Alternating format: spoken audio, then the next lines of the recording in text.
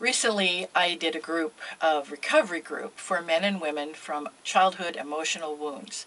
And the men's group, the part of that where the men would meet in their small group, brought forth a very interesting idea.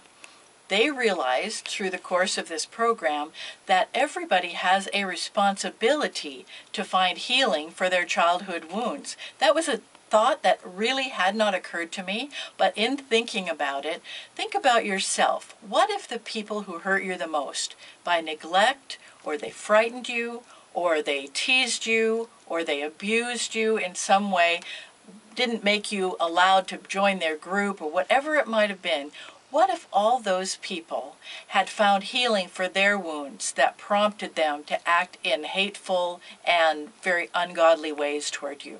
What if they'd found enough healing so that they could love people instead of treat people the way they treated you? Wouldn't that have changed your life? Wouldn't that have been wonderful? What about the people who just withdrew in your life and they stayed to themselves? They didn't really come out and assertively love you, and they really had a responsibility to do that. A pastor, your parents, your grandparents, your siblings. If they'd found healing, your life experience would have been quite different.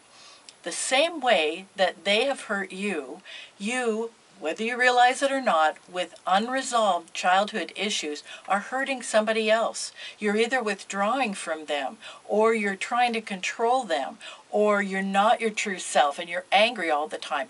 What if you could stop any damage that you've done so far and not hurt the people that you want to love and who you want to love you?